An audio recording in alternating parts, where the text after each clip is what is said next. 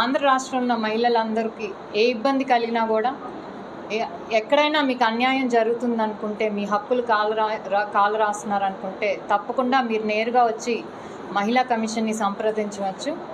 గత 5 ఏళ్లలో కూడా చూసాం, మహిళా కమిషన్ కేవలం అదొక నామకే వాస్తేలాగా మిగిలిపోయింది. ఎవరికి న్యాయం జరగలేదు. ఎందుకంటే అమరావతి రైతులకి ఏదైతే అన్యాయం జరుగుతున్నప్పుడు నేను కూడా మహిళా కమిషన్ని సంప్రదించాను. ఇక్కడ న్యాయం జరగకపోతే మళ్ళీ నేషనల్ విమెన్ కమిషన్ కూడా వెళ్ళాల్సిన పరిస్థితి మాకు వచ్చింది.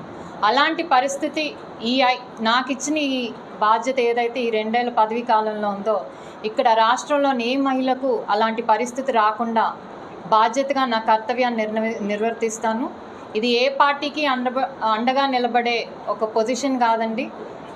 ఎవరైనా సరే, ప్రతి పార్టీ వాళ్ళు ఏ పార్టీ అనే అఫిలియేషన్ కాకుండా ఎవరైనా సరే మహిళా కమిషన్ న్యాయం చేస్తుంది. ఇది ఆంధ్రప్రదేశ్ ప్రభుత్వం చేత ఇచ్చిన పోస్ట్ కాబట్టి ప్రతి ఒక్కరికి న్యాయం జరిగేలా, ఎవరి పక్కన కూడా బయాస్ లేకుండా అందరు న్యూట్రల్గా ఉంటూ ప్రతి ఒక్కరికి న్యాయం జరిగేలా చేస్తాము. అలాగే రాష్ట్రంలో పరిస్థితులు బట్టి ఇప్పుడున్న ప్రభుత్వం ఏంటంటే, ఆంధ్ర రాష్ట్రంలో ఎక్కడా కూడా డ్రగ్స్, గంజాయి అనేది లేకుండా చూడాలనే ఒక ఇదితో ముందుకెళ్తుంది. దానివల్ల గత 5 ఏళ్లలో మనం చూసాం, ఆడవాళ్ళ మీద అత్యాచారాలు పెరిగిపోయినాయి.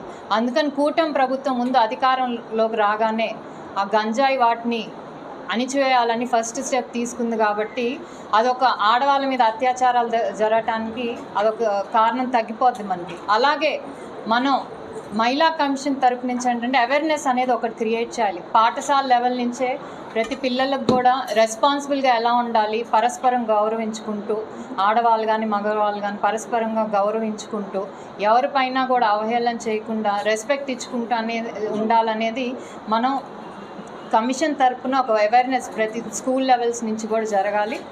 అలాగే ప్రతి ఒక్కళ్ళు కూడా బాధ్యతగా సోషల్ మీడియాని, ఈరోజు సోషల్ మీడియాలో గత 5 ఏళ్లలో ఇప్పుడు చూసాం ఆడవాళ్ళ మీద చాలా అసహ్యంగా ఇష్టం వచ్చినట్టు మమ్మల్ని ఏమీ చేయర్లే అనే ఒక ఇదితో ఆడవాళ్ళ మీద చాలా ఇదిగా పోస్టులు పెట్టడం కానీ అవన్నీ చేస్తున్నారు. వాళ్ళెవరికి కూడా గత 5 ఏళ్లలో ఎవరు మహిళా కమిషన్ తరపు నుంచి కానీ వాళ్ళకి ఏ శిక్ష పడలేదు. ఇక నుంచి అలాంటి పోస్టులు కానీ లేకపోతే మహిళలను దూషించడం కానీ అవహేళన చేయటం కానీ క్యారెక్టర్ అసాసినేషన్ అలాంటిది ఏమన్నా జరిగితే మాత్రం మేము ఊరుకునేది లేదండి. ప్రతి మహిళకి రెస్పెక్ట్ ఇవ్వాలి. భారతదేశంలో ముఖ్యంగా